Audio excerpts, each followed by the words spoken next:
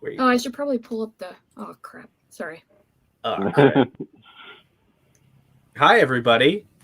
How's everybody going? Doing? Chaos Saturday relaxation. There's 10 people watching. This is Pete's first reading sprint on his channel. It's so exciting. Round of applause, guys. Round of applause. Yay. Round of applause. I learned that from a kids program because I was, supervising children. For some odd reason, people let me do that. Hi, everybody.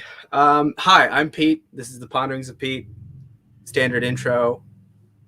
I am joined by Jake, Evie, and then we will have Ben somewhere around here eventually. He's going to run a little bit late, but he'll be here. Do you guys want to introduce your channels? Sure. I'm Jake from The Bookish Drummer. I'm known for doing typical book-related stuff, but also intersplicing some drum interludes, which are fun. And I'm mainly known for Stephen King.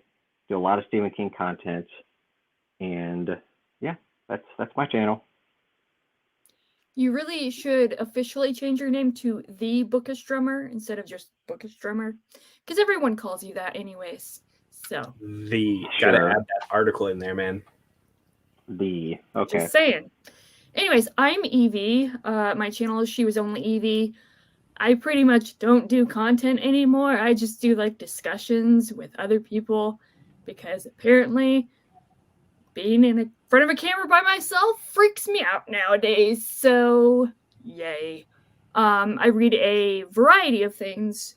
Today, I will be reading a story from The Hidden Girl and other stories by Kim Liu.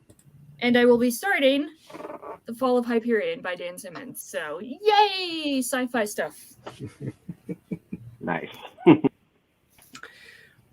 Hello. Holdor. I can't. Patrick. I'm sorry. Patrick. There we go. Patrick is saying that you're just dark, creepy, and horror. It's true. Just before we went live, we were talking about how a certain Stephen Graham Jones novella in a certain collection that I like it so much is troubling for my mental psyche and everyone around me. So it's okay. It's that's kind of how it goes. So there's Patrick. We got Urza. We got Stacy. Hello back. We got Kai. We got Sharon. Sharon. Kate. Matt Keen. Yes, I'm always pondering Patrick. Yay, we have Kate. Hi, everybody. Thank you for coming. Kate's reading. Kate, oh my gosh, brain. Sharon's reading 3 Miles Past. Sharon. That is the aforementioned novella collection by Stephen Graham Jones. So one of them's really weird. They're all really weird. But yeah, they're all gonna be weird. First one is a gut punch, makes you question yourself. Have you finished the whole thing, Evie? Mm-hmm. Okay. Yep. Which one was your favorite? The first one? Oh, that's good. I mean, I liked them all. I think I liked the first one.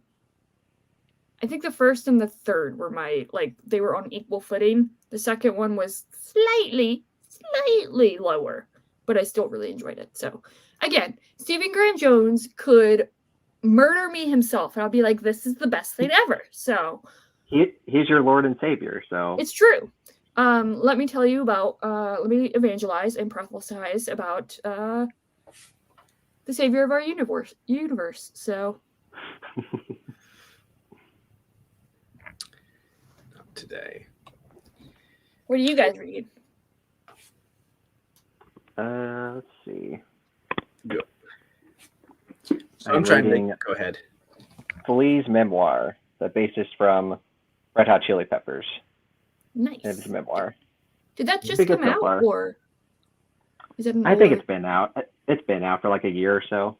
Oh, okay. I'm just getting around to it. KJ Parker, what's difficult about finishing it, Urza? I have that one. I haven't specifically read it yet. While we're waiting on that, I'm reading Emperor's Blades by Brian Stavely. All I know is there's a dude that's a monk that's the son of a whatchamacadoodle, son of an emperor, and then there's a dude that rides giant birds. That's about all I know, and I know the emperor dies in the beginning or something like that. So you haven't started it Spoilers. yet? I'm like 2 chapters in, which is like Okay. the first 2 chapters are focusing on the monk dude. So I DNF'd that book after the first 2 chapters because Okay. the prologue, holy crap, the prologue really got you. And then the first 2 chapters, like, honestly, if it was structured a lot differently, I think it would have been more successful for me. But like, he has literally 2 to 3 page chapters, and from chapter 1 to chapter 2, you're following the same character and the same like thing. Yeah, like, it is kind of weird. So I'm like, and I've heard that there's multiple POVs in there. So like, if it's gonna be short chapters and you're gonna like be switching POVs like that quickly, I'm like, I'm not gonna have a good time. I can understand. I just love all multi POV books because I've realized that I think I get bored sometimes when there's a single POV. Sometimes it's not always the case. Case in point, the book I just read, Piranesi, the one I just finished. It's not Great bored. book. Great. Beautiful book. I admit that I listened to a few of your messages of the 76 that were Voxer messages that were on my notifications, and then I was like, all right, I'm assuming he liked it. Heard all. How dare you not listen to my ramblings, Evie? Well, this was after the first set of ramblings where it was like 60 some odd messages, and I listened to all of them on 3 times speed, and I'm like, I don't have the time today or the energy. I'm assuming he liked it. Yeah, you're good. It just turned into like Kate and I going back and forth with long musings, so it would have been taken longer because some of those things were like 8 and 10 minutes long. We're just like yeah, I definitely liked it. I like that there's a lot of things that were kind of left unanswered. Like it's one of those books where you're satisfied with how the ending was, even though not everything was explained. Like it's not a Sanderson book where like everything. You know everything by the end of it, essentially. So it's very much like, I think when I originally read it, well, I've only read it once, but when I initially read it, the way that I described it was that it wasn't even, like, I couldn't describe it other than that it was a reading experience. Whether you liked it or not, it was an experience to read. So, and I think maybe that was her intention, because it was, I don't know, it feels very cerebral in a way. Oh yeah, absolutely. Piranesi is a super cerebral book.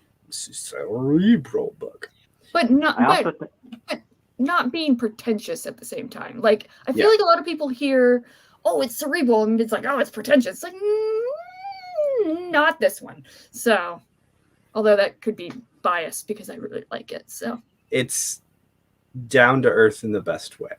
Yes. I also think it's one of those books that it's perfect to not know anything about it going into it. Just go in completely blind, and you'll have. Oh yeah, absolutely. Kate wants to know about Max's birthday.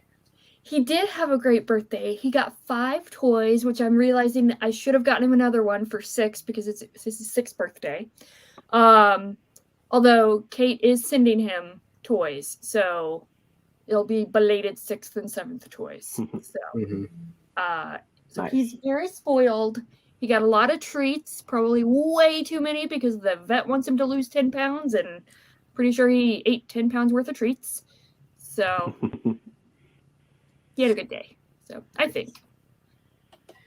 Kai, yes, you're finished. You're almost done with the Cripple God. Yes, book 10, Malazan. It's a thing to finish that. That's an accomplishment. Yeah.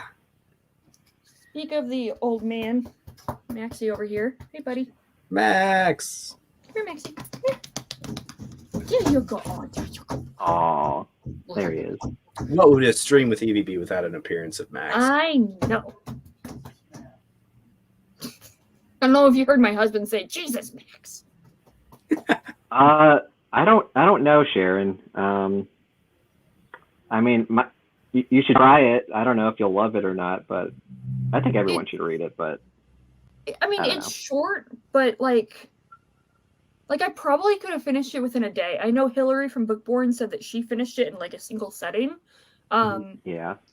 But and I could have like finished it. Oh, crap, what do I have in my eye? Jesus, Mary and Joseph. Anyways, but I like again, it's one of those cerebral books for me that I felt like I needed to take my time with it, so I wound up reading it over like 2.5, 3 days.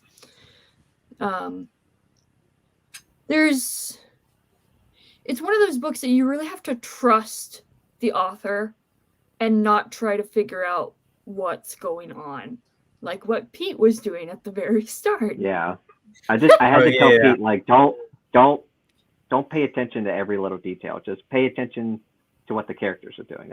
That's the most important part. Because you were gonna like map out everything. I'm like, Pete. Yeah, I was gonna map everything in Excel and everything, and I probably will for my reread just for the heck of it. But turn into Charlie Kelly at the postal service. It's one of those like Alice in Wonderland type. Not everything. Well, I say not everything has meaning, but in Alice in Wonderland, that's kind of not always true. In those books, but like it's just enjoy the vibe, I guess.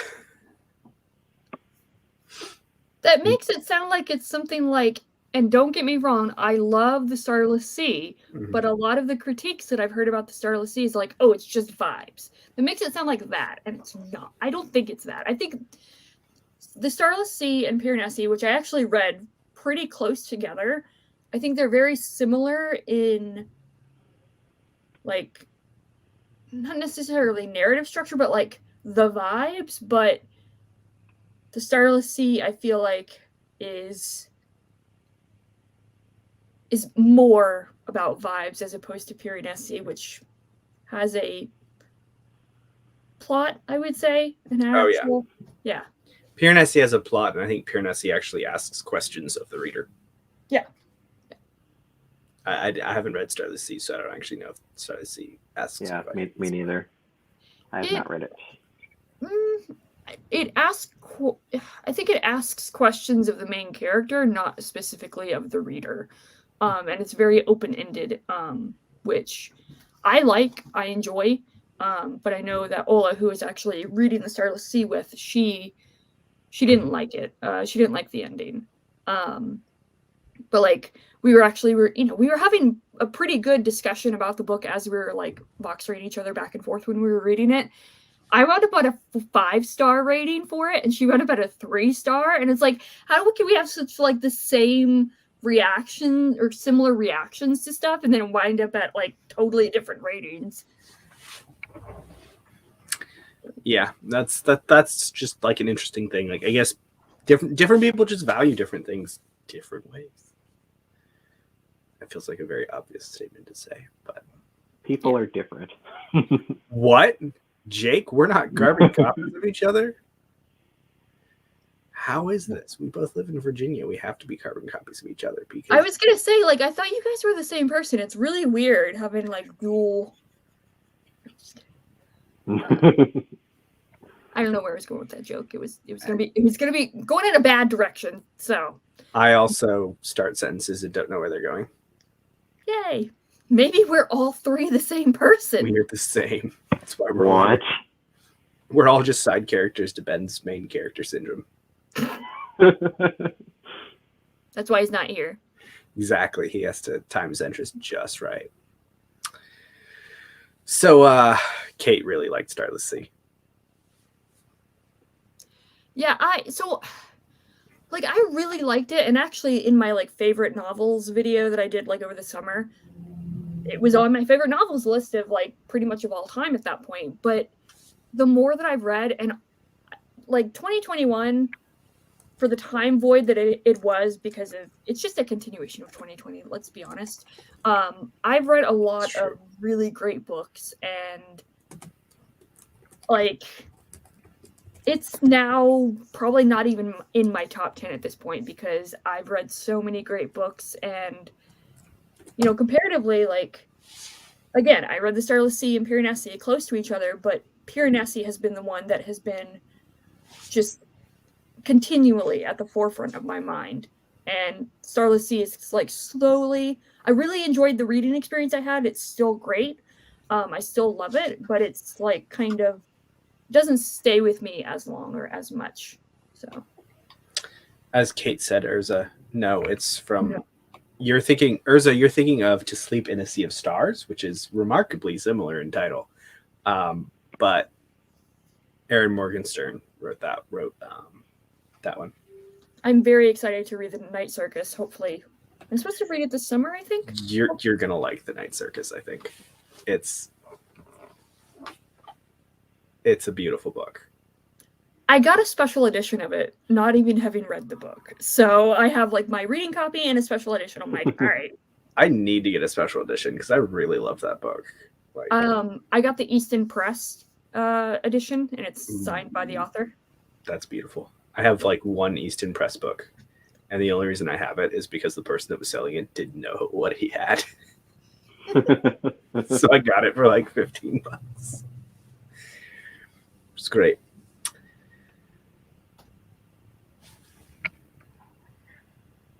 Yes, Matt, I know. Yeah, Night Circus is literally all vibes, but it's like beautiful vibes.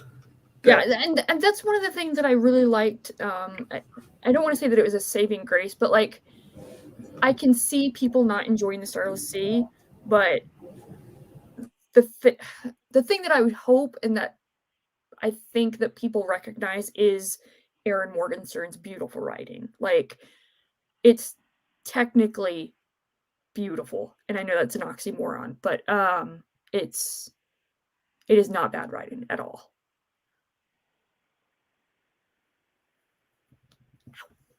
We just love vibes, occasionally. I mean, I personally like the whole carnival circus vibe.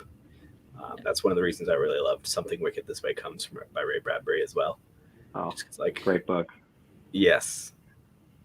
I need to reread that book soon because I haven't read it in such absolutely. a long time. Let me know when. So I was gonna say sell it to me because sell me like on the book. Creepy coming of age story in a circus. Okay. Around a circus. So because I originally I had this whole plan before, like when I was kind of thinking about starting a booktube channel back in 2020. I was like, I'm gonna do like themed videos of like reading like circus books and these books and this book, and I'm like, all right. So I was getting all these books, like preparing for it, and I was gonna read Something Wicked This Way Comes and The Night Circus. So that's the reason that I got Something Wicked This Way Comes and The Night Circus. I wound up unhauling Something Wicked This Way Comes, and I gave it to Dr. Kate because I started to read October Country, and I'm like, I don't get it. I don't get it. Like, maybe that was my mistake for starting with stories, but October Country being short stories, it's you should read Something Wicked This Way Comes. That's all I can say.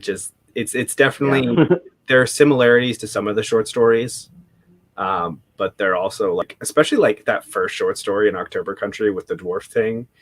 Yeah. I didn't like that one at all. I thought it was super weird and stupid. Yeah. Mm-hmm. So I mean, even I love Ray Bradbury, and that's a questionable story. Yeah, the rest of them are fantastic. Yeah. So basically, I shot myself in the foot on that one.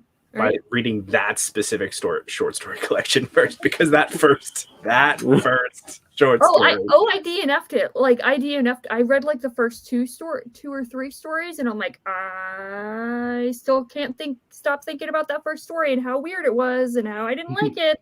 Yeah, so. no, I didn't like it either. But no, not the Ben we're looking for. But Ben, different. You want to join? I'm gonna open it up here. We just need a Ben. Yes. Doesn't have to be Ben. A Ben.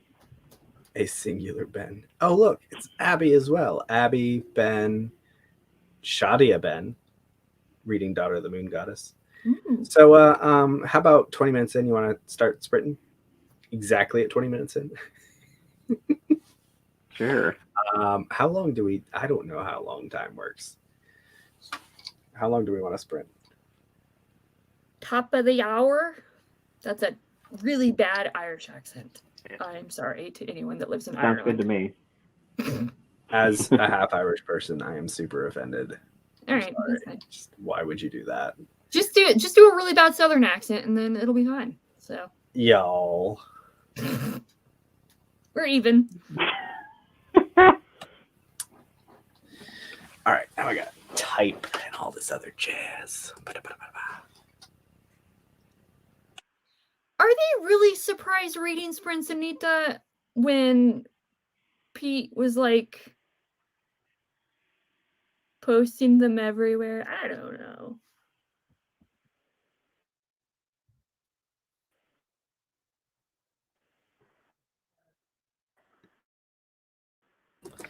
I mean, I was advertising them everywhere, Anita. To be fair, I was planning on doing it like 2 days earlier. Like, not planning to, just planning on announcing things 2 days earlier. But, oh, cool. I pronounced somebody's name correctly. All this pronouncing weird fantasy names must have paid off. No. All right. Anywho, let's read, I guess. Let's read. Yeah.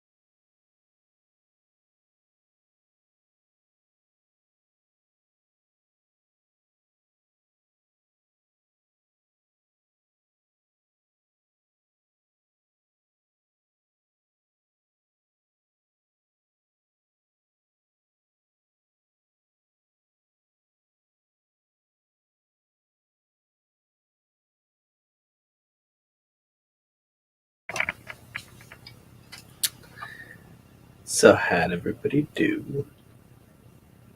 Pretty good. How about yourself? I have like 2 paragraphs, but it's fine. It's fine. It's fine. I know how you feel. I looked up and it was 5, and I'm like in the middle of a scene where things are happening. I'm like, fine. That's how it goes. Collapsing buildings. It's great. Got a cool 30 pages in. I don't even know how many pages did I read? Yeah, I gotta Half the check. time I forget to like mark what page I was on at the beginning. I've been listening to the audiobook, so I really don't know how many pages. You read all the pages. I got 15 pages. All the pages. All the pages. Absolutely all. Yeah. Ben is not here yet, Andrew. Oh, wait. Speak of the devil. Uh-oh. Hello. Hey. There he is. Hello, everyone. Literally, Andrew was like, did Ben go to bed? I did not. It's only 10 o'clock here. I had to do some work, but here I am. He had to do work. Ew. How's everyone doing? Doing great. How are you doing? Pretty good. Wait, it's Saturday night. Why are you doing work? Like uni work. We have to do like. Why are you doing work? And my question remains the same. Because I'm an old man. I don't do anything fun or interesting. Oh, Andrew is always soliciting very interesting things. If you if you can donate, then I will. That's how all my transactions Is go. this like a virtual kissing booth? Is that what we're trying to imply here? Oh, God. We can work something out. I don't know if Oh, this is man. that type of stream, but I was gonna say I don't think I signed up for this. Andrew knows what's up. Oh yeah, hit me in the DMs, brother. So what will you be reading tonight? Oh, I will be finishing Mouse. Nice. Given everything that's been going on, I've never read Mouse, but I've been interested in Mouse. So it was at the uni library, so I picked it up. And it's incredibly good. what is Mouse? It looks very satirical. No, it's not. It's a very No. dark I've never graphic heard of it. novel about It's- the Holocaust, but it's mice and rats are the Nazis. Is that right? If I remember correctly. Yeah. So it's from the perspective of the author Art Spiegelman, as he is the cesspit. I'm gonna provide actual information about a book. So this is Ben, not speaking on behalf of the cesspit. It's from the perspective of Art Spiegelman, who is the author, and it's him documenting the stories that his father told him, who was in the Holocaust. And so it's disturbingly like vivid and Graphic. it's the Very graphic. yeah. And so the reason I'm reading it is because like I think I don't know what state it is, but Tennessee. state, It's Tennessee. banned it, yeah. And the fact that this got banned is crazy. I don't understand. Like the reasoning they gave as well is so pitiful. It's stupid. It's stupid because of strong language and graphic nudity. It's like it's the freaking Holocaust. I almost said it. Yeah. But yeah, like really, you're gonna be worried about that? Like it's not. The Holocaust was not all sunshine and roses. You dummies. And so that's why I'm reading. So cheery times. Wait, I'm confused. The characters are mice and rats. How is there graphic nudity? They're So it is. Spoiler alert. Anyone that doesn't want any They're spoilers. anthropomorphized. Words. Yeah. It's basically just a book that they look like furries.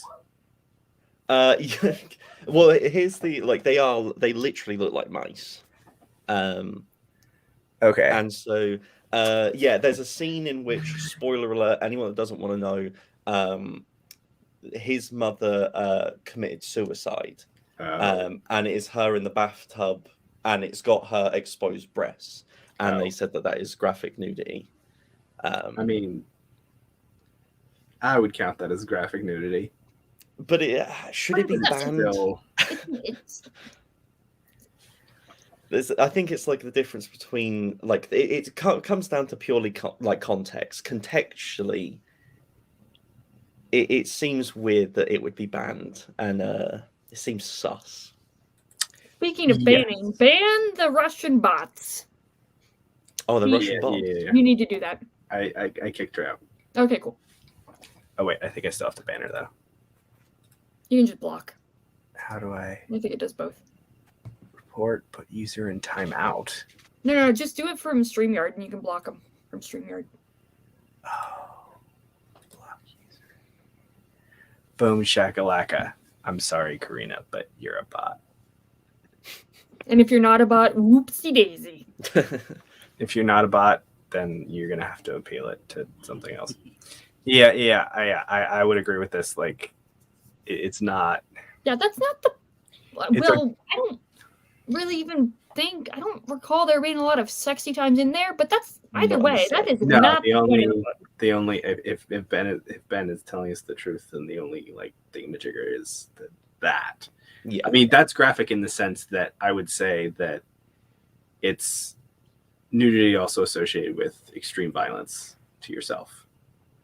Like, put an age restriction on it. If you want to be like, yo, be careful opening this, then that's fine. But being like, children should not read this at all. Just stick to. Well, I will say that so mind you, I think I'm the oldest person here. But I read that in college, and like even in college they were like, these are essentially the trigger warnings, like this is the content to expect, but like it's also for a class that it was also for a class that it had other very like graphic, intentionally graphic, gratuitous content. Yeah, I feel like at the very least you just need to control the library better in the sense of not just banning stuff, but like don't ban things, but put restrictions on things like you were saying, so that only like maybe late high school, like junior, seniors could read that or something like that. Yeah. Well, it's like I think we've had this conversation before, Pete, but like don't like banning things has never succeeded anywhere, like ever. And banning, like as in like a government banning or public entity banning of things, that for me is just plain wrong. Like there's a difference between banning and what's the word I'm looking for? Restricting for a certain time period. No, not even restricting. Like there's the difference between public banning and personal like preferences or whatever. Like if I had a kid, I'd be like, okay, I don't want you reading Mouse until you're 17, I'd say. Like, or like reading it with them to give them context or whatever, and make sure that they know that this means this means this. But like public schools banning a book because of so-and-so thing. Public school systems are an extension of the government, and governments should not ban anything. That's my opinion. Because I think it's that so far this year, more books have been banned in the US than the entirety of last year. And it's like, I think it's like 400 books have already been banned, as opposed to like 200 in the entirety of last year. Wow. Hashtag American freedom. You know, apparently freedom means banning. So. I haven't heard about this, Abby. What? I mean, like, at the very least, I don't think we haven't had any federal bans of books, correct? Because like at least it's only the states. That's the one bright side. It's state level, not federal level. But I don't know. There's got to be a better system, because people are going to push things through into a sense of like, I don't think everybody should read this. And it's like, well, no, they should have a freedom to read it if they want to.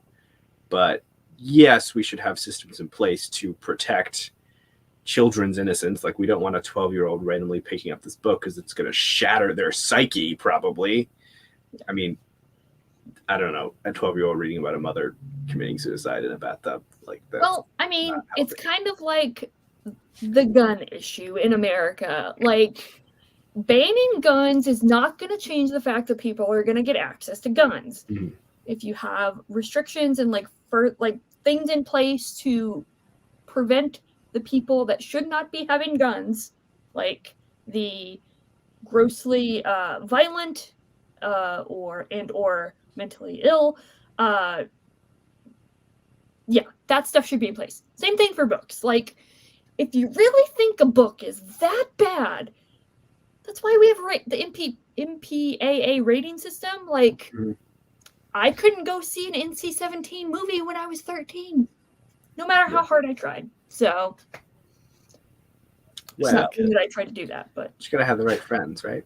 Yeah. But I think the saying that fits this appropriately that people don't recognize is strict parents breed sneaky children. And when you have a strict government, you breed a sneaky populace. And when you ban books, more people are going to read them. If you ban guns, more bad people will have them. Yeah. Fahrenheit 451 is always my Anyways. favorite one that got banned. It's just like, What? this book about banning books. Yeah, we banned it. Like, that's my favorite one. I will go fight for them to unban that book. I think it was like itself is ironic and criminal at the same time. Yeah, I think that was I like think an that was 80s back in thing. like the 60s, right? Or Yeah, 70s it was a or something. long time Okay. ago. Or we bring like a I mean, that's a legitimate thing where people are just kind of fed up with all the restrictions. All right. Andrew's Anyways. comment. Apparently he's all politics out. We're excluding people with our conversation. I'm sorry, Andrew. Everybody should read Fahrenheit 451. It's great. It is great. That's another Ray Bradbury, right? It is. It is the most famous Ray Bradbury. It's the gateway Ray Bradbury. It's the only one I've read. You should read more. You should read Something Wicked with This Way Comes With Us. I love Yeah, Ray Bradbury. that's really hard to get in the UK for some reason. I've got the Illustrated Man. That's the next one I have. But yeah, this whatever it's called, I've forgotten the title already. It's it's difficult to find here. You have to buy like complete Ray Bradbury collections for like 40 quid and stuff. Oh. That's weird. It'd be cheaper if I just bought one and sent you and you paid me for the shipping, Yeah. which I can do if you want me to. Oh, that's okay. I've still got Illustrated Man to go through. The Illustrated Man is great, by the way. It's one of my favorite by Ray Bradbury. It's terrific. Is that the one where he has like tattoos all over him and they move and stuff? Yes. And that's a short story collection. So the short stories are. It's a theme. I did not know it was a short story collection. It is a short story collection, and now you know. Yeah, I picked it up from a charity shop and I saw Ray Bradbury and went, there you go. Mm-hmm. Basically. That's what I've done with a few of the books that I have. Click on Andrew's comment about the Ray Bradbury song.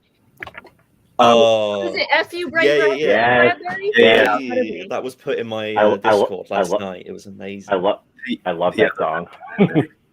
Rachel Bloom is fantastic. It's going to be stuck in my head for another 3 days, and I hate it. I don't hate the song. It's just I hate that it gets stuck in my head for 3 days. The greatest sci-fi writer in history. Me, Ray Bradbury. All right, I'm done. Sigh.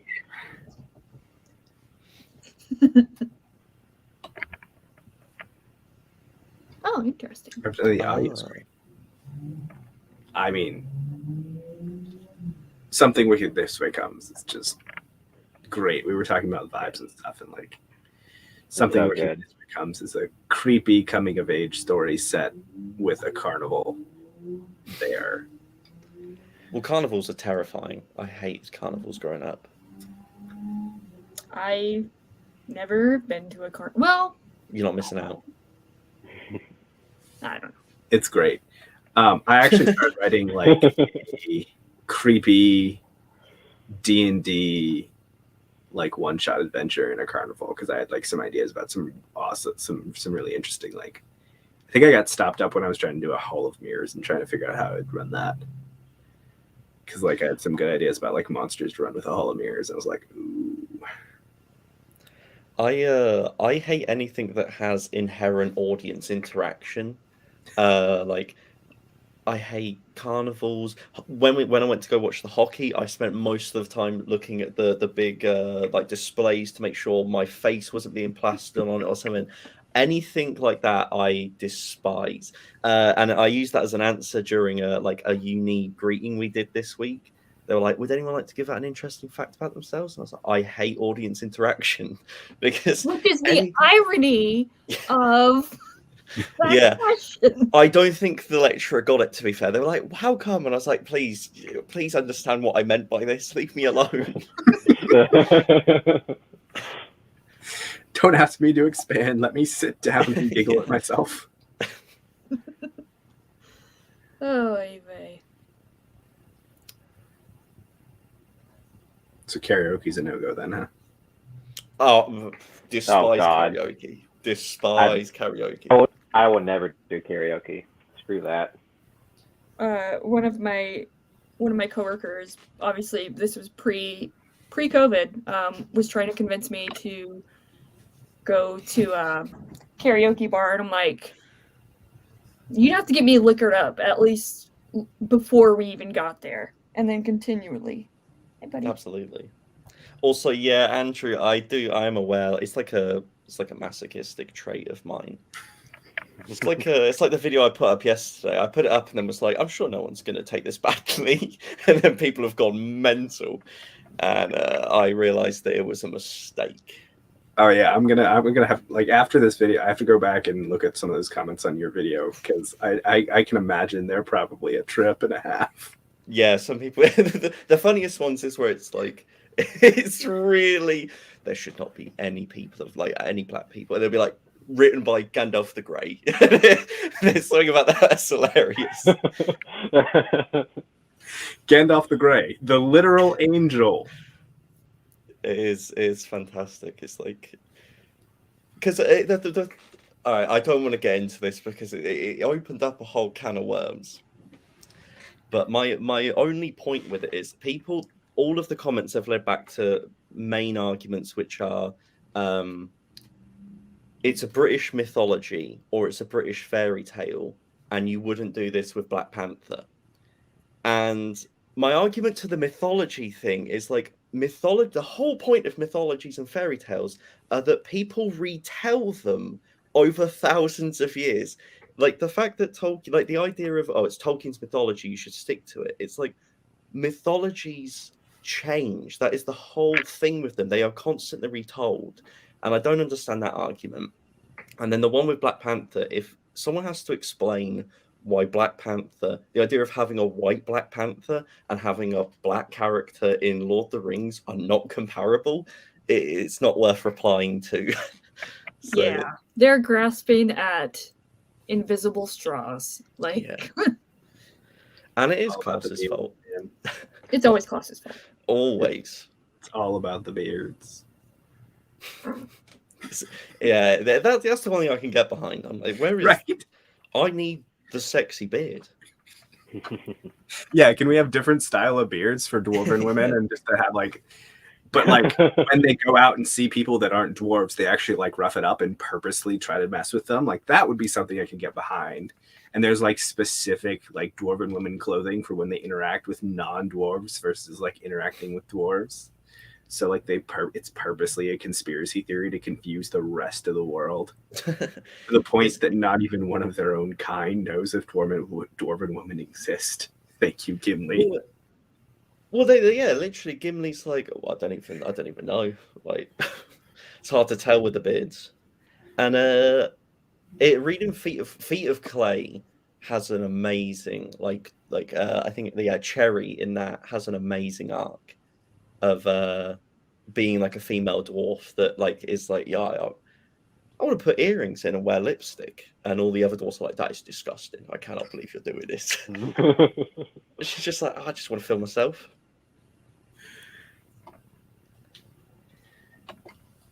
Yeah, I am kind of excited for the show though. I think it's gonna be interesting. I just have, even especially after like seeing that article, I'm just like, it's not gonna be according to the timeline. I'm not gonna worry about it. It's like any like Amazon. I don't think they've made a single show that's been accurate to the source material in any way. Like The Boys is nothing like the source material. Preacher, Wheel of Time, The Expanse. They're all wildly different from the source material. From what I've That I- heard, Man in the High Castle is also pretty different. Yeah, I Having don't think you can go seen into the any first Amazon. Yeah, I outside of Dune, which was again, Dune was great. I agree with you, Andrew. Like Dune is the one exception to this statement that Andrew has. You want it? All right, let me get off my No, no, glove. Let's start no, this. Dune was pretty Uh-oh. good. I do think that we need, like, having heard about there being a lot of deleted scenes, we do need an extended edition. Because I'm just still mad that they totally. Dr. UA and other No, things. well, I mean that too, but also like, they just destroyed Jessica's character. I haven't read or watched it, so I need to see the deleted scenes to see if they did something better. Like, Thank you, Andrew. yeah, Andrew's supporting you. Speaking of Jason Momoa, did you know? When I found this out, I was simultaneously shocked and appalled. They are making a live action adaptation of Little Nemo's Adventures in Slumberland, and they're calling it Slumberland. It's going to be on Netflix. They're making Nemo a girl. Her name is Nema, which is fine. That's fine. Jason Momoa is playing Flip. Flip, I'm sorry, is not a 9-foot tall creature with horns, okay? Flip is a very tiny, like Danny DeVito height character. Yeah, okay. I'm probably the only one that's seen this movie in this panel. I have no idea what you're talking about. yeah. So I was like, those are a lot of words. All right, I'm just gonna rage by myself. It's fine. I'm Wait. here for Danny DeVito being in something though. Yeah, Danny DeVito would be perfect for this character. I'm looking at a picture right now, and like, Although, yes, I do agree with you. Also, Andrew, Jason Momoa can split me open. Fantastic. Oh man. I mean, he's not wrong. I mean, so is there a picture of him as Jason Momoa? Are they Yeah, trying to like turn it into a Pan's I feel like they're trying to turn it into like a Pan's Labyrinth type thing. pretty much. Jason Momoa. Yeah, it looks like Right, something. he's fine. Okay. He looks like a fawn. Yeah. And the other guy looked like he did dark deals in a back alley over a billiards table. Thank you, Kate. You agree that he's not Flip. Also, Ready Player One was fun. Mind you, I haven't read the book, but I liked the movie. The movie was fine. My husband loves the movie. He read the book after the fact, and he was like, "This is great. I like all the references."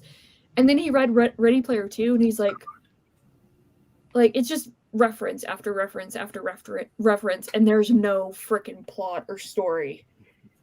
So, Hey, it's great. Queen of the Rats. Whoa! Who's here? Whoa! I'm not sure about this. Ooh, She can reveal all the lies I'm telling. real of the lies. I will say about Ready Player One, I think they trashed one of the best characters in the movie, which was, oh my lord, in the movie she was an orc as her character or whatever. But in the book, the persona online that she had was a straight white male, all this jazz, like your typical masculine. Yes, but she was the opposite of that.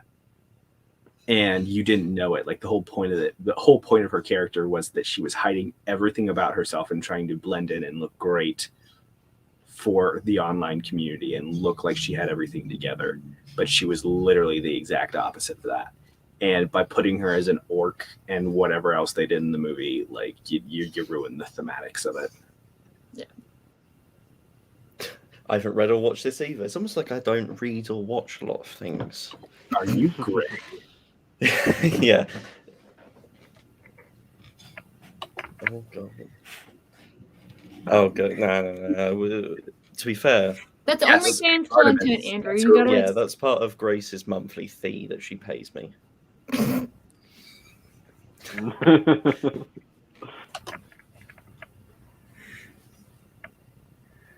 Oh. Flashdance. Oh, the chair. Hey, Oh, speaking of which, Jennifer Beals, who is in Flashdance, I haven't seen that movie in years probably. But I just realized she's in The Mandalorian, or the Book of Boba Fett, whatever it's called now. who's she playing? I mean, it's basically the Mandalorian. So So she plays one of the what's the creature called? With the like. oh, she plays a Twi'lek. Yes, Twilight. There you go. And I'm like, why does she look so familiar? Then I was looking up like people that were in the latest episode or whatever, and I'm like, oh, Jennifer Beals. Holy crap! The Princess Carolyn from BoJack Horseman's in it as well. I didn't realize that she's been in all of The Mandalorian. I don't know whether anyone's watched BoJack Horseman. I've seen heard the of first. it, but I've seen the first 4 seasons, but I never finished it. It's really good though. Yeah, BoJack Horseman's the agent. She plays the woman who like fixes all the like spacecrafts. Oh yeah, the Amy mechanic. Sedaris, yeah. Yeah, that's Princess Carolyn. I had no idea. I was shocked when suddenly it tricked in my head. What are the thoughts on the Book of Boba Fett here? I've gotten halfway through episode 4, and I can't say I'm excited to continue, but I'm going to push myself through it. I watched the first episode, and then half of the second episode, and then I went upstairs, and my husband complained, like, "Oh, you're not gonna watch it with me?" I'm like, "Nah." And so, like, every Wednesday when he's been watching, I'm like, "I'm gonna go upstairs and read." That is the right decision. Boba Yeah. Fett talks too much. I agree with the actor that plays him. I haven't seen I- it, so I really love anything. God, what's his name? The guy Tomorrow that plays Boba Fett. Yeah, I love him. But was it the season finale this past week or the week before? But either way, whenever the season finale was, all I heard was my husband yelling from downstairs, like, "This is bullshit! This is bullcrap! What the hell?" That's been me actively. I think Grace can really she can attest to that. I have been fuming with the show. It's terrible. I have no other word for it than terrible. Yeah. It could have been great. Like, I feel like every scene that I've watched has been like, that was okay, but it could have been good Yeah. if you had done 1 or 2 things differently. So here's the thing. The frequent complaint that my husband had was like, they Disney-fied it. They Disney-fied like the sequel trilogy. They Disney-fied Boba Fett, blah, blah, blah. And I'm like, well, what do you expect?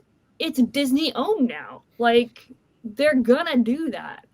And I was like, so are you still gonna watch the Obi-Wan series? He's like, yeah. Yeah, that's the sad thing. Yeah. I literally was like, I think I'm done with Star Wars, and I was like, May 25th. Don't mind if I do. No faith that Obi-Wan is going to be good. Well, Absolutely. I have a slight hope because it's Ewan McGregor. So It's Still have no faith. yeah, I don't either. I remember watching. It was like partway through the first or second episode and being like, "This looks like Spy Kids," and then it came up. It was directed by Robert Rodriguez. I was like, "Oh my god, it literally is Spy Kids." Wow. Oh man. So that's where all the eyes and all the robotics stuff came from. Yeah, exactly. And I don't know whether anyone's ever heard of Thundercat. There's an like artist the called show. No. There's a musician called Thundercat, and he just rocks up in Book of Boba Fett, and I was like, imagine getting the coolest guy in the world, Thundercat, and putting him in the Book of Boba Fett. What a waste. I mean, The music sucks as well. I was gonna say that we have no idea who he is. I'm assuming by the reactions of Jake and Pete that it's like it doesn't really matter. Yeah, it doesn't matter other than me. I love Thundercat. He's like one of my favorite artists. And when I saw him, we paused it and I was like, what is Thundercat doing in Star Wars? Now It truly is He no was end. acting in it, or he did some of the music in it. No, he. Do you remember? Well, I don't know where you're at. Actually, I don't want to spoil anything. Halfway He may through not have been in it yet. Where they're doing happened? the operation and He's getting the guy doing the operation. Oh, yeah. Okay, I know exactly who you're talking about. I figured Yeah. he was probably somebody. Just 'cause Yeah, I was shocked. All of a sudden, Thundercat's on my screen. Listen, Urza, I have unpopular opinions where episode 3 is my favorite of the Star Wars Amen. movies. So It is. I mean, my mother even disagrees with me on this, but like Return of the Sith is like tragic sadness, and it's beautiful. yeah, like it's so. It was good before the sequels existed. So here's the thing. Here's my argument for why the prequel trilogy is better than even the original, and everything is better than the sequel. Is that George Lucas actually had an arc in mind. Like, I swear to God, he was just flying by the seat of his pants with the original trilogy. But he knew from start to end where he was going to start and end up, and there was a clear arc, and he had everything set up for that prequel trilogy, and that's why I love it. So what you're saying is one of the main issues that everybody has with the sequel trilogy is also an issue with the original trilogy. Yeah. What a hot take right there. Well, it is like when you watch, like, I think the original Star Wars, I think, was re-edited like 7 times before, and it was a trailer house company that did the final edit because it was just a mess. And you can tell the directing style is George Lucas because they're all very flat shots, not moving in the original, and then that's why all the like the transitionary shots and everything are all there because he has this particular style of lockdown shots and just people walking. And like no movement, he's just like, yeah, this is a static shot. yeah. Um, Well, actually, so I learned it from my husband because he's a huge Star Wars nerd. That as much as I love Rogue One, like that was actually a really good standalone film, I think. Apparently, in the original Star Wars film, there wasn't the line about a lot of good men died or whatever that line was. That was added in later editions of the film. interesting. So There's a lot of little random stuff that was added. It's interesting to go through because a lot of the times you can tell like what was added, and sometimes there's like little deep cuts like that you can't really tell. Like Han Solo stepping on Jabba's tail. Yeah. It's one of the worst things I've seen. this session of Reading Sprints is sponsored by Disney. Yeah, it's sponsored by the mouse. nice pullback. It's very apt imagery. Yeah, definitely. Yeah, you know that company in Wall-E that took over the world basically? And it's either Amazon or Disney. Mark my words. It's like seeing things turn up on Disney Plus now, and it's like this should not be on here. Like some of the shows, I'm like, this is like a deep 18 for like TV show, and it's just here. Well, so apparently, as of May, I think, all the Marvel shows that were created on Netflix are going to Disney Plus. I heard they were leaving Netflix. I didn't know they were going to Disney. That sucks. But yet they wouldn't give us the Lizzie McGuire reboot because it was too mature for Disney Plus. Bullcrap, Disney! I want my Lizzie McGuire reboot. What's likely though, they'll actually probably put them on Hulu. No, they completely canceled it. So. Oh, they're not putting it on Disney Plus then? Oh no, I'm sorry. I still have Lizzie McGuire in my brain. So okay. Understandably. They canceled the Lizzie McGuire thing. Disney Plus presents American Horror Story. Honestly, I wouldn't put it past them. I think they do. I think it's a Fox show, so it's on Disney Plus now. or at least on Hulu. It's on Hulu. Oh, in the UK, we don't have Hulu, so it's all Disney Plus. So they have a different brand. Interesting. Yeah, like, because I don't. Where's like Always Sunny for you? FX. Yeah, we have that on Netflix here. Because it's just we don't have it doesn't exist. The same way as What We Do in the Shadows is now on Disney Plus in the UK, and like because that's a Fox show as well, and it's all kinds of weird crossovers. Did you watch the latest season of It's Always Sunny? I did watch that.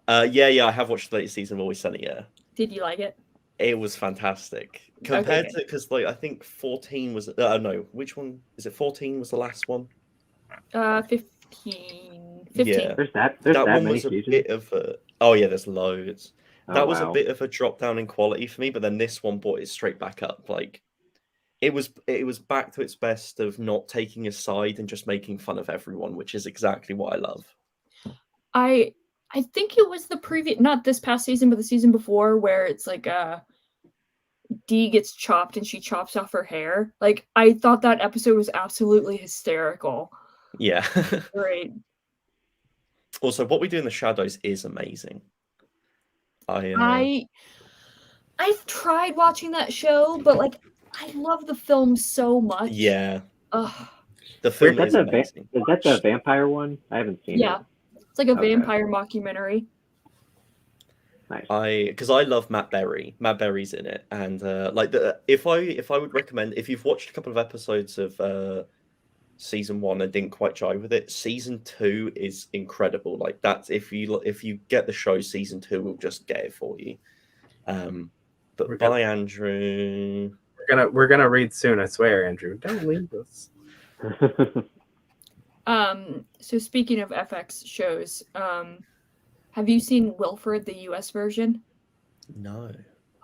I've seen a few episodes of that. It's pretty funny. What is that? It's so dark. It's got Elijah Wood in it, and he has a catastrophic episode, kind of going back to Mouse, where he tries to commit suicide, and it's a failed attempt, and he subsequently gets asked to watch his neighbor's dog, and his neighbor's dog is a grown-ass man in a dog suit. Oh, I have heard about this. I definitely want to watch that. It's so freaking dark, and I love the humor. Oh my god, it's amazing. Because Elijah Wood just produces and makes the weirdest stuff now. Because he did a Swiss Army Man. I think he produced that. Oh, I didn't realize he produced that. Yeah, and then he produced and starred in that I Don't Feel at Home in This World Anymore. He was also in Cooties, which was fantastic. Oh, Cooties was awesome. Yeah. Dirk Gently's Holistic Detective Agency. Yes. That's an amazing show. I've been meaning to watch that. I only watched the first season. The first season is mental. I haven't seen the second season. No, neither have I. The only problem with it was written and created by Max Landis, who did a bunch of very bad things. So I think that they cancelled the show for that reason, is because he created the show, and then it turned out that he'd like harassed and stalked people and all kinds of stuff. And they were like, who doesn't? I mean, yeah, one of those days, you know. We like, I'm on a walk. May as well just follow someone. Why not? No one clip that. No one clip it. I refuse to have that as evidence for anything. Also, I am seeing Ben. Garth Marenghi's Dark Place is the greatest show ever created. And if you can ever find a way to watch Garth Marenghi's Dark Place, do it. It is a purposely bad show. It's making fun of Goosebumps / Stephen King style horror, in the sense of like a TV show where it's like, I'm Garth Marenghi and I write horror novels, and that's like, here is a story that I created, and it's purposely bad acting. It's got terrible like sound design, everything. I need to watch this. That is How I Met Grace, actually. I met her. It was very strange. It was a long way to go. But it was created by Richard Ayoade. Yeah, Richard Ayoade. He directs it as well. He stars in it. He plays he plays two characters because them playing the people that make the show, because there's a show being created inside of the show. It's absurd, and he plays the boss of the hospital, who's kind of like, he smokes cigars and he's like sexist and all this stuff. And then he plays the producer, who is also, he's the worst. He says the like outlandish stuff. And so if you want to watch Richard Ayoade like you've never seen Richard Ayoade, that's the show. Nice. Also, Grace has seen this as well, so if she's in the chat, she can attest for how good this is, because I've forced her to watch everything that I like, because that's what relationships are. It's true. Yes, it's forced brainwashing. I mean, That's brainwashing is usually forced. yeah, it's not often you volunteer for it. I mean, Anywho, reading. Oh yeah, forgot that's what we do here. So that we can like draw Andrew back in. You're reading Mouse. I'm reading Emperor's Blades. Oh yeah, I saw Klaus's inflammatory review on Goodreads. I haven't looked at anything in regards to this book right now. I'm working on a story from The Hidden Girl. I'm reading Flea's memoir, Oh, basis nice. for Red Hot Chili Peppers. On brand, bookish drummer, reading about music. Although it's a bassist, not a drummer.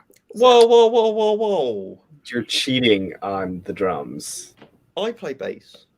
I thought My you husband were plays at in bassist for a second. I was like, oh please. No, Ben. Bassists are awesome. I don't know what you guys are talking about. Yeah. Ben, there's a difference between being bass and playing bass. I'm both. So speaking of bassists, and who have books, Geddy Lee released like the big book of bass. So I got that for my husband when it came out. And I was like, I'd planned on going to I was going to drive to freaking New Jersey to get it signed by Geddy Lee. And then it didn't happen. So. But he got it. So he was happy. You know, Ben here likes to stalk people, so we can. Oh yeah. we can go find Geddy Lee for you. Absolutely. Just enlist Grace. She lives in Toronto. I think Geddy Lee still lives in Toronto. Yeah, I normally just walk outside and go, and the wind directs me, and then I just off I go. Anyways, what time do you guys want to read until? We could do like another 40-minute one, go till 20. Cool. That's good to me. Type out the thing.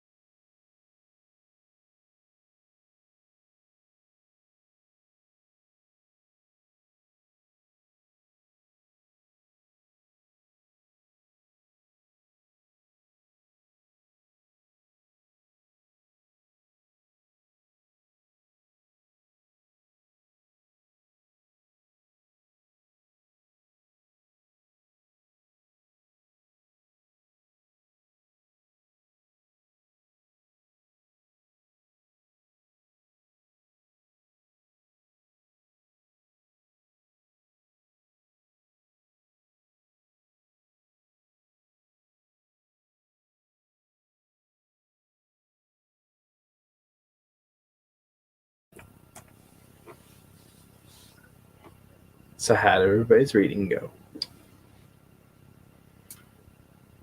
Pretty good.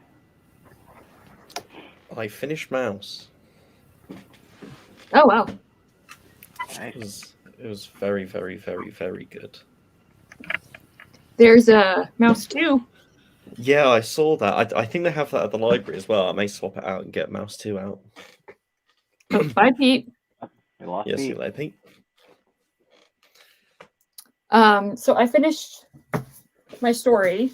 Crap, what was it called? Oh, The Gods Will Not Be Slain. Very good. It's Ken Liu, so I think he's quickly becoming a Stephen Graham Jones level author of like, I will read anything he writes. He's great. Nice. And then I started own the Paper Menagerie. Paper Menagerie. Destroyed me in every single way. Yeah, I saw you and everyone talking about it, and I was like, I need to read it. It's so good. It's so good. And then I started on The Fall of Hyperion, which he's getting a little heavy-handed with some on the nose stuff, but that's fine, and that's just one chapter in. But we'll see what happens.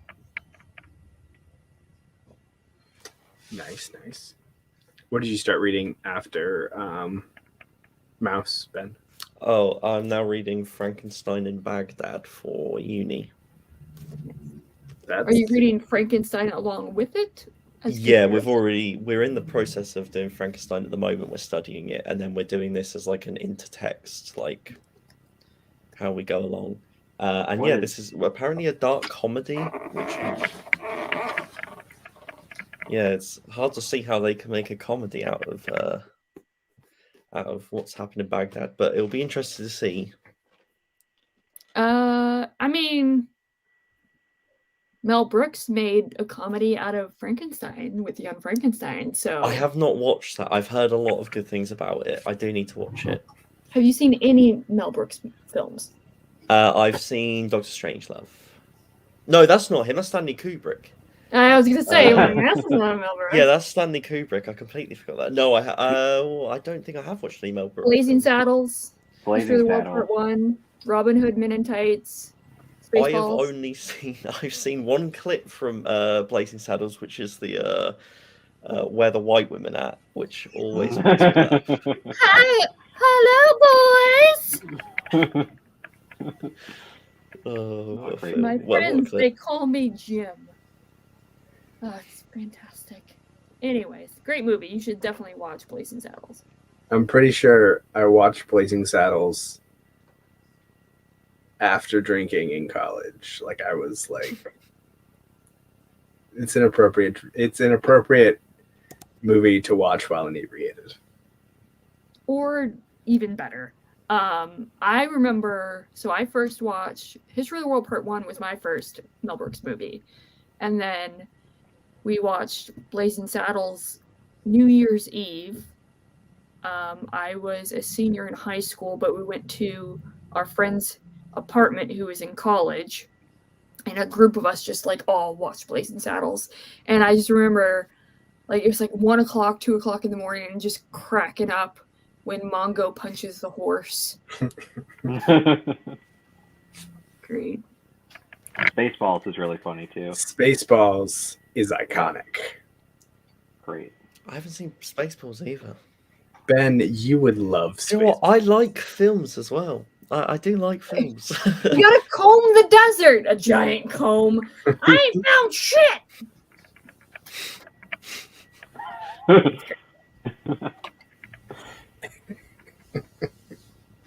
Spaceballs is really good. It's the Star Wars sequels. Well, no, I can't even make that comparison because the Star Wars sequels are trashier than even a parody of Star Wars is. But I've Spaceballs is seen Galaxy Quest. That's the spoof of Star Trek. Surely, I could get one out of the two. Spaceballs is in a league of its own. I mean, it's Mel Brooks, so. I'm trying to compare it to something and I can't find like actual comparisons.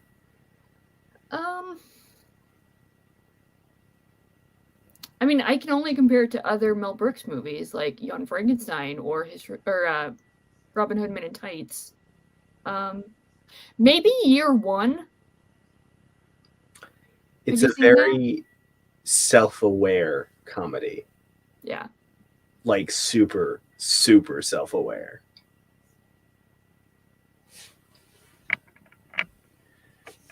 And that's why, one of the reasons why it's amazing and works very well as a parody.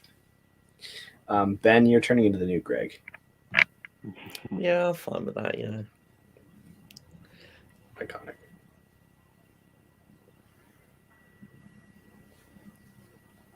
I'm lost. Oh, Mel Brooks. You really just need to go watch it, Ben. Yeah, go watch I it. do. I don't know where to watch it in the UK. That's the problem. I should pay for it, but our fiddly.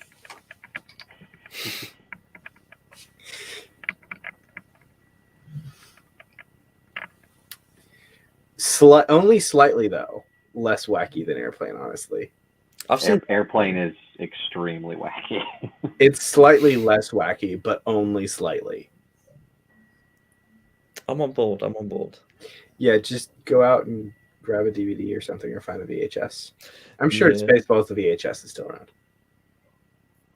Yeah, and says then I it's just need to on get a VHS Amazon. player. It says it's on Amazon Prime, but you have to pay to rent it or purchase it. Yeah, I'm a poor uni student that's spending too much on books.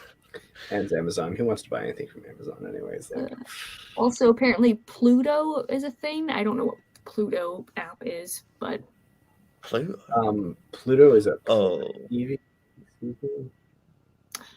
I know it's a planet. But apparently, according to Google, there's also a streaming service called Pluto. So It's appropriate that Yeah. it's the forgotten streaming service. I always see Pluto come up like, oh, have you heard of this? And I have no idea what it is.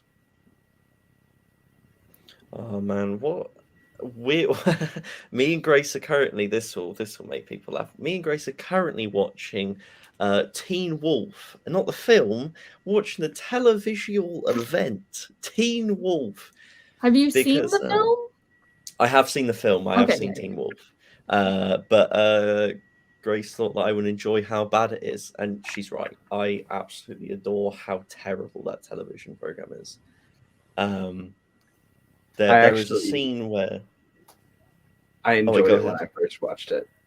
But Oh, now I can realize how imagine. bad it was. My favorite scene, without a doubt, is there's a scene where this bully character Jackson, if you remember, turns up to the house where the werewolf lives, and is like, "I know what you are. You're gonna turn me into a werewolf." And the guy's called Derek. He's this big guy, and he's like, "Nah, I don't think I will." And Jackson's like, I'm rich, bro. Like, I have a Porsche, and like, I'm the captain of the lacrosse team." And then Derek just goes on this rant about how he's just the worst human being, and ends it with, "Nobody cares that you're the captain of the lacrosse team." And then it pans up, and the main character walks in, and he goes, "Actually, he's co-captain." And then he turns into a werewolf and jumps down and fights the guy. And that is the greatest scene in all of television.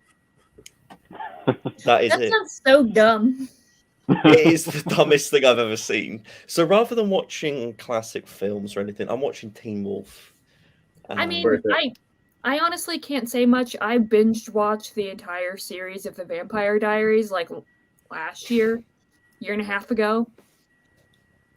So The closest thing I ever got to shows like that was Ghost Whisperer. I watched that as a kid with my mum. I watched that with my grandmother. It's a classic. Is it a classic? It's a program.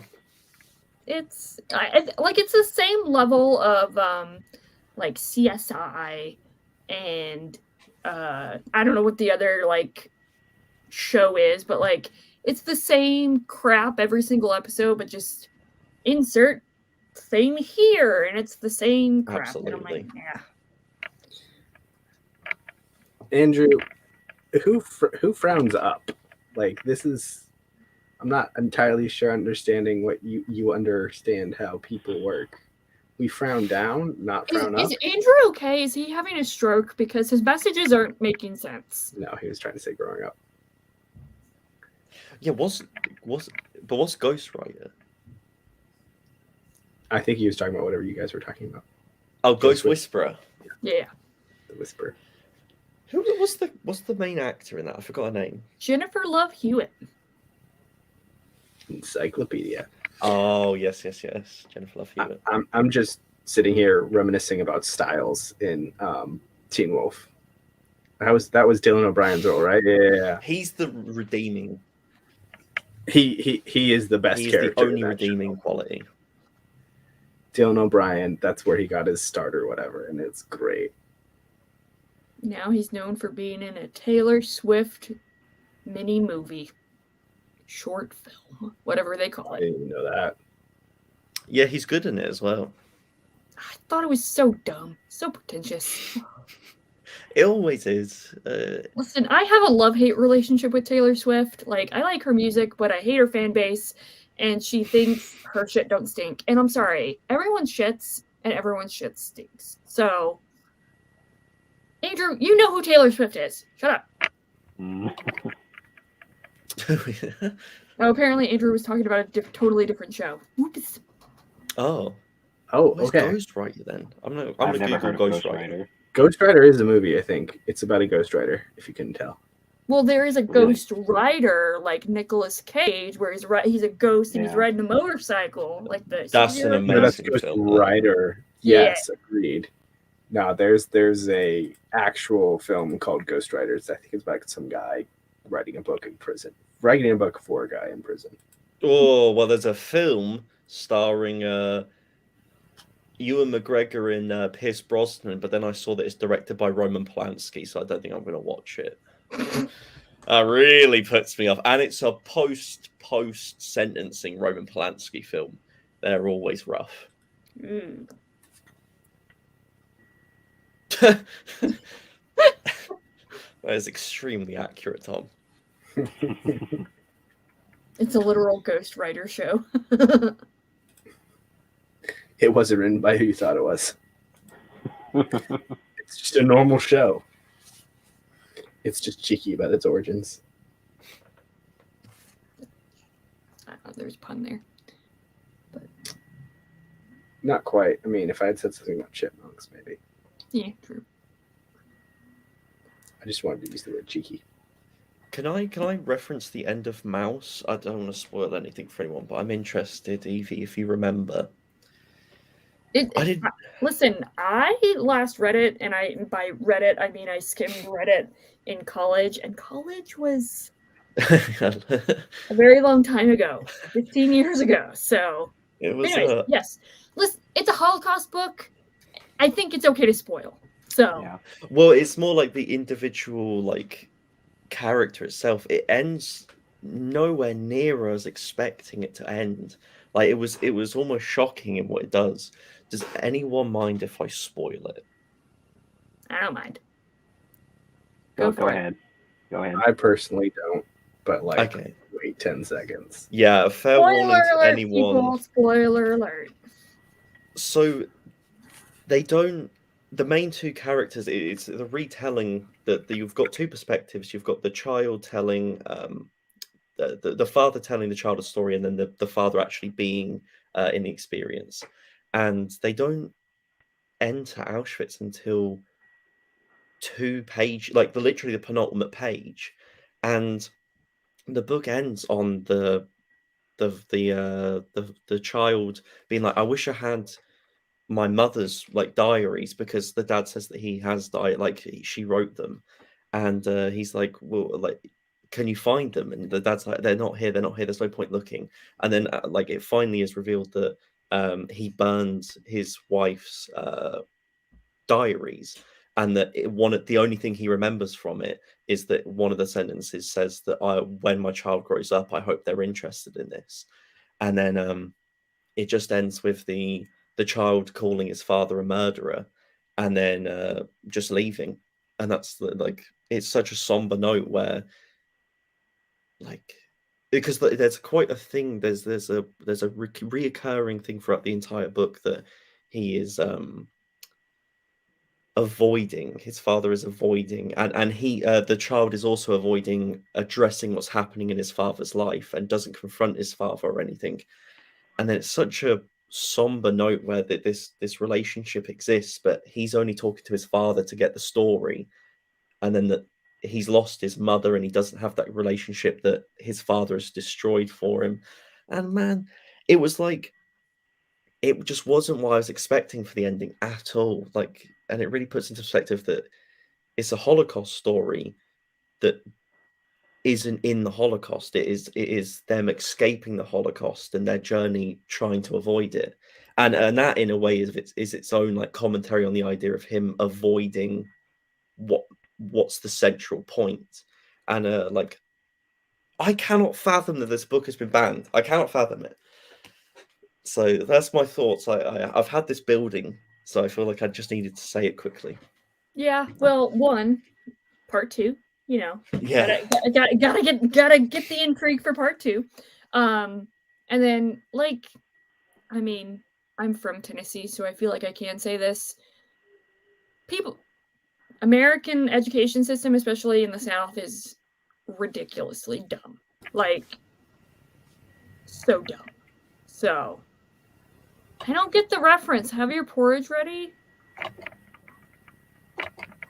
Is Andrew just saying things to, like, try and get our attention like a neglected child? Is that a reference to poo poo pee pee? Have your porridge ready. Do you know what? I do love porridge, though. I won't lie. Well, So- he's gonna come over. Well, you gotta have toppings on it. You can't just have porridge plain. That's Oh, I'm sure he's not just gonna do that, but he'll put some toppings on it too for you if you really want. Isn't porridge just oatmeal? Like, Yeah. okay. All right.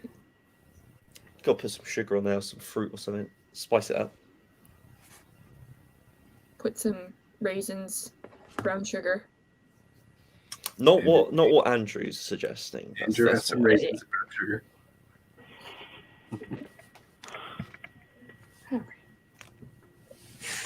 Well, anywho, I think I just went off on a tangent, and then the tangent like went off on a tangent. So, Jake and Pete, how did your guys' reading go? Oh yeah. Pretty good. I've been listening to the Flea audiobook, and he narrated himself, so Oh, that's it's cool. been really good getting him like narrating the story himself.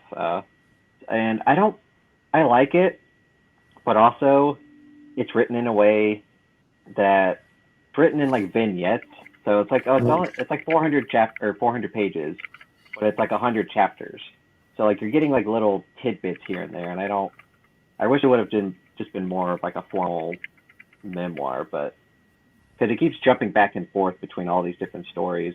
They're all fun, but at the same time, as you're going along, I just kind of forget about them. But I'm having fun with it. And he's a crazy dude, so there's some crazy stuff in this book. How Yeah, recently was that published? Was it? I think a couple years ago, maybe last year. I'd have to look. Yeah, 2 years ago. Oh, okay. So relatively recently. Yeah. I remember reading Anthony Kiedis's autobiography when I was like, I don't know, like 10 years ago, and that was crazy. But I was, I think like 13, 14 reading it, and Did he talk about the sock? yeah, he talks about the sock. He talked about like literally everything, almost like jumping off a roof and almost dying, like cracking his head and stuff, like all kinds of insane stories. That you're like, no, what? How are you alive and still in good shape? Like their new still music making video, still the guy's making music. still- Yeah, It's crazy. Maybe all the bumps to the head helped. What about you, Pete? Still going through Unhewn Throne or Emperor's Blades. It's definitely, you know, I'm only like 7 or 8 chapters in, so it's still in the setup phase of stuff. So it has like excellent potential, but we'll see. I think the one annoyance I have right now is it uses this really unexplained curse word a lot. It's like Kent kissing, like apostrophe Kent dash kissing. And I went into Alan's Discord because since this is the Buddy Read book for the month or whatever that everybody chose, and one of the people in there pointed me back to the glossary.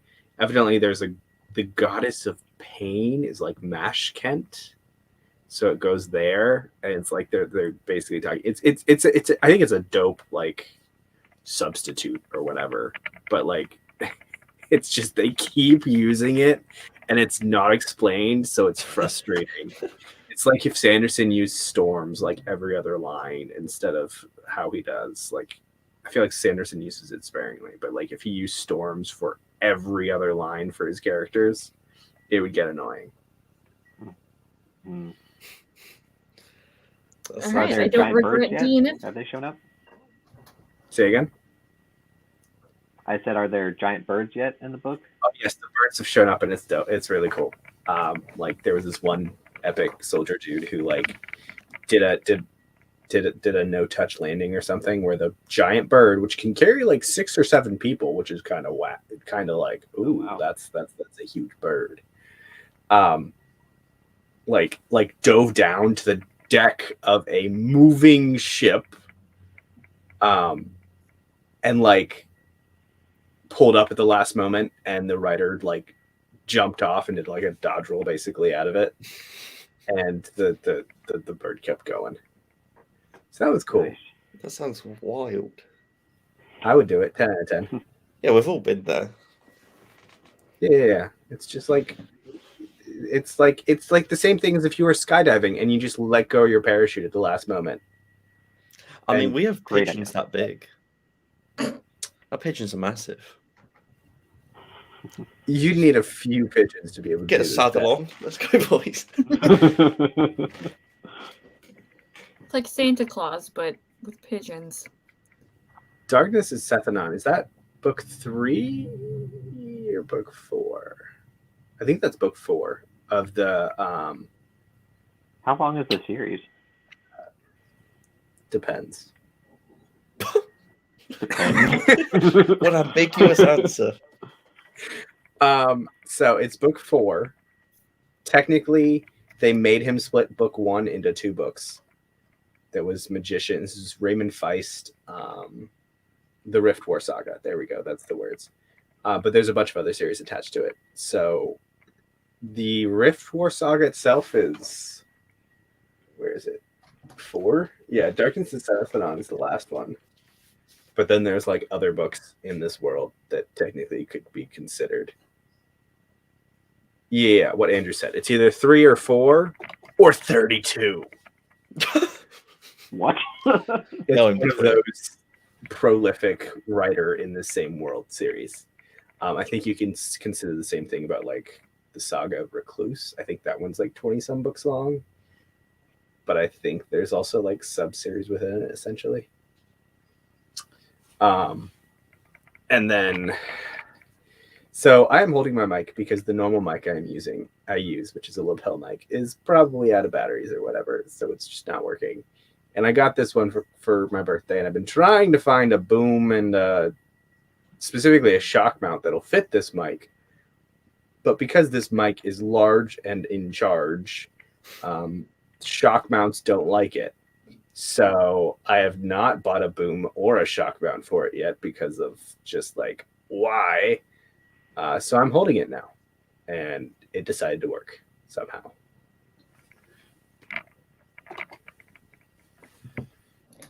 Oh, we're back to spoilers for Mouse. Okay. Oh. I was going to say. Take that down.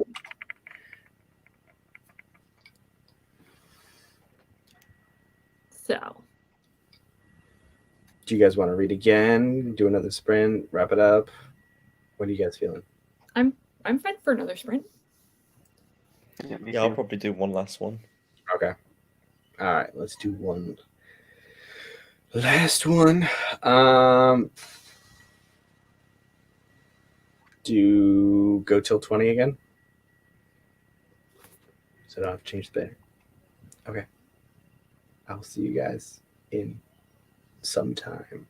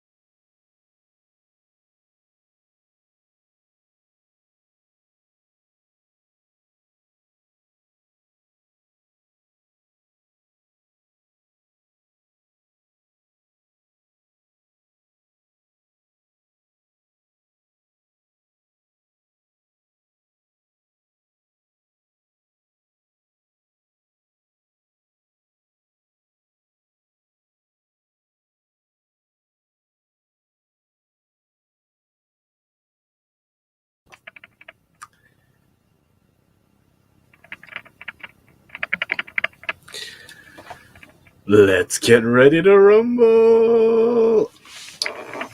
That was for Andrew. So how was your reading? Intrigue. Intrigue is happening. Okay. Are there more awesome bird stuff going on? No awesome bird stuff, but we're following the people that fly the awesome birds, which is great. But it's just kind of like, oh, the emperor's dead, and we're following his children. So, but they're doing it in a weird way. Like, so I feel like the one that would probably have the most action related to it. Like, there's three of them. One is living in the capital. One is off with the bird people, and then one is a monk living far, far away. And the two people that they're focusing on are the monk and the bird person, not the person that, not the daughter that's living in the capital and helping sustain everything. I don't know. It's interesting. I am. Oh God, what chapter am I on? Chapter 3. I'm in the middle of chapter 3. I'm back with the original group from the first book, so yay, the Shrike. Oh, that's right. It's been a hot minute since I read. I was gonna say, have you read Hyperion? I have read Hyperion. Have you read the Fall of Hyperion or no? No, but I do have it. I have Fall of Hyperion and then Rise of Endymion. That's the third one, right? Because they invert it.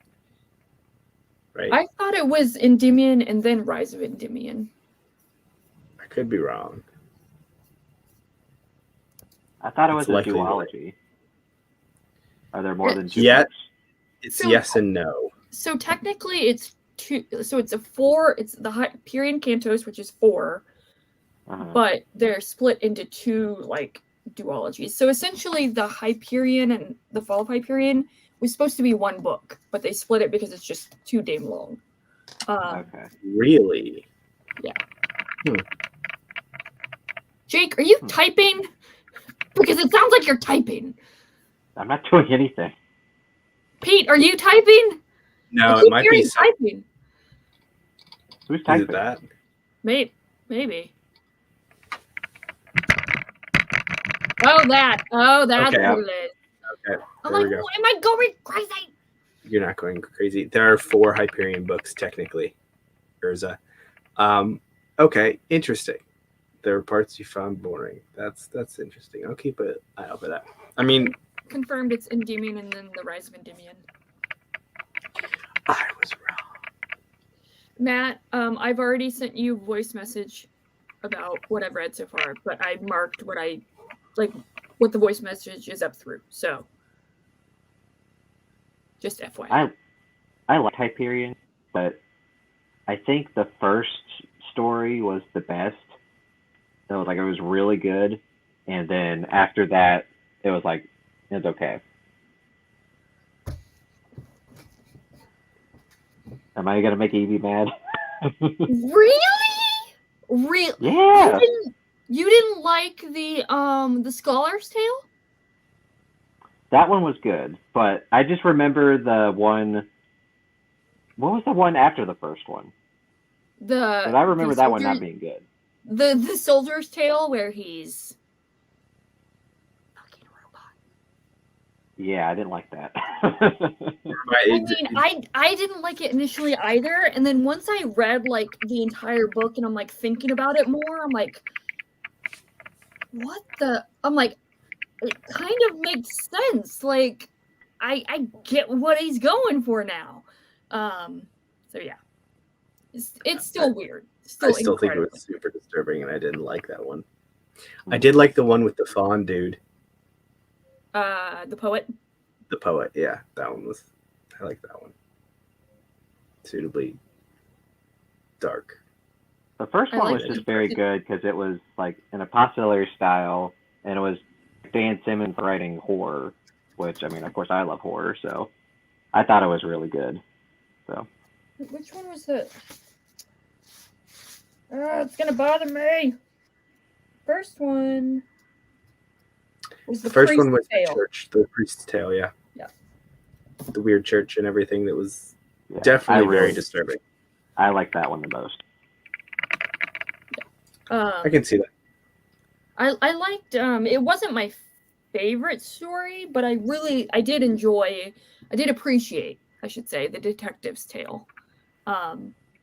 Just because of its like not very subtle swapping of like noir stereotypes for, you know, it's a female detective instead of a male detective, and she's essentially objectifying the males in her life, and which is what a lot of noirs do for females. So I thought that was neat. And then also, like, it's John Keats, so it's John Keats. It's John Keats. So I like that one for like I think that one did the most for the world building. So Yeah. that's what I liked about that one. Because up until that point, it's just like you start the tales, right? The build up for the tales. It's like, oh, there's this big wide world and there's a bunch of terms we don't know about, and then you do the priest tale, which is completely isolated from Yeah. all of that, and then you do the soldier's tale, which was you can barely concentrate on some of the world building that they're doing there, but he doesn't tell you much because he's too busy with his escapades. thinking with his other organ. Yeah, he's too much thinking of that. And then I think it was Poet's Poet's Tale, and then the detectives. No. It was the Poet's Just one Tale before and that. oh shit. I don't even remember what that one was. What the fourth one was then. I think I remember which one it is, but I don't think I can describe it without spoiling it. So It was I remember what happens in it. I don't remember who it is. it was Het Mossad, I think, right? It's gonna bother me. I'm looking it up. Well, the Poet's Tale was really good for the world building of like why Hyperion was the way it was. So It was very individual world building. And then I don't remember the fourth one for the life of me, so it must not have done anything. But the Detective's Tale was great for just discovering the big wider world and developing that wider perspective of, oh, there's a lot of stuff going on. What is this? I think at the end of that one, the end of the fourth one, I think it was a she. Yeah, that was the detective.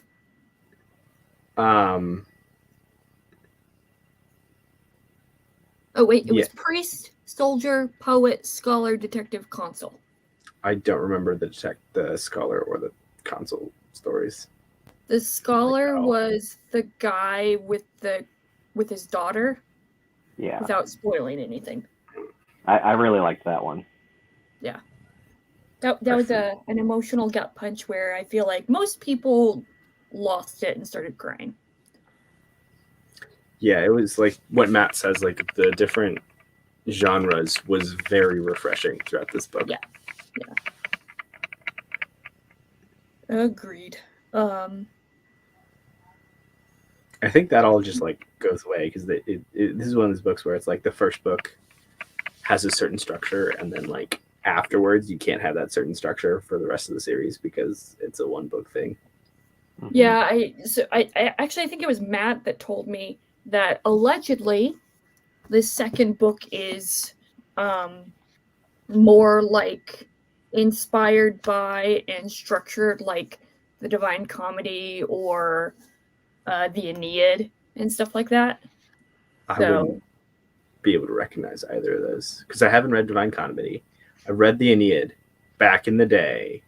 Well, I haven't read the Canterbury Tales, but I recognize the structure. Like, I don't think it's like an overt thing. I think it's just like a homage to the structure rather than specific things. As opposed to like if you didn't know John Keats, like I think I ruined Hyperion for Alan in the Hyperion discussion for Shelf Space when he was like, I was like, yeah, it's the Keats references are a little on the nose. He's like, what? I was like Braun Lamia. He's like, what? Because Braun, like she's strong. I was like, no, Braun because Fanny Braun, that was his fiance, and he wrote Lamia. Like, he's like, oh, and I think his brain just broke, and he was just like, oh, that makes me sad. He couldn't know all the things, or he didn't catch everything the first time around. Well, I think he just didn't. He wanted to live in blissful ignorance of the on-the-nose references of John Keats. I know I've read John Keats before, but I know I wasn't looking for John Keats references, so I can guarantee you I missed all of them when I first read this book. And I'm sorry. That's fine. It's mostly names. So, like, John Keats, spoiler alert, is a character in the book. What? That one I probably got.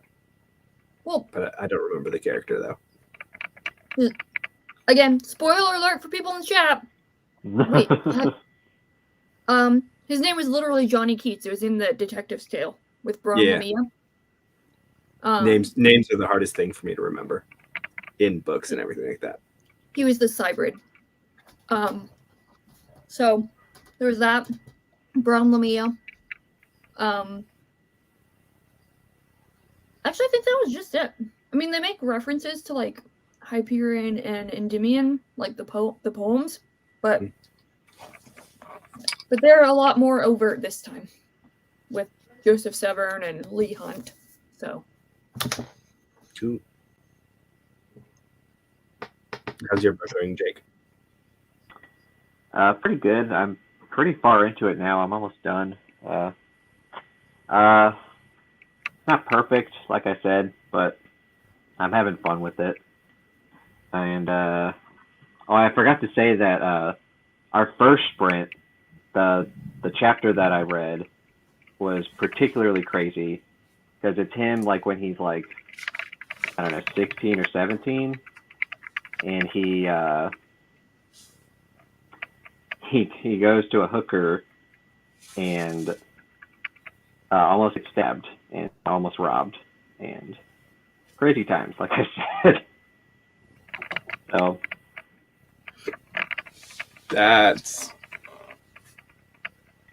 don't go to hookers, kids. Urza? Can you highlight Urza's comment? Yeah. Read Winter of the Witch. Do that. Finish the trilogy. Make me happy. Make me proud. Unless you don't like it, and then don't tell me if you don't like it. Oh. And then read everything. There might be a fan annotated copy somewhere. I mean, if there's an entire Tumblr dedicated to deciphering David Foster Wallace's weird words, I'm sure there's some sort of annotated Hyperion something or other. It's old enough that people obsess about it. I'm looking it up now to see if there is one. Oh my lord, you Russian bots, stop. Uh-oh. I should probably link. Wait, Urza, you gave Girl in the Tower 3 store. Oh, God bless it. Oh, that's holy. Why are you doing this to me? Urza, you disappoint me so much. I'll be honest. I don't know what series you guys are talking about. Winter Night Trilogy by Catherine Arden. That's Bear and the Nightingale. Yep. Okay. Bear and the Nightingale, Girl in the Tower. Winter of the Witch. Winter of the Witch. Okay.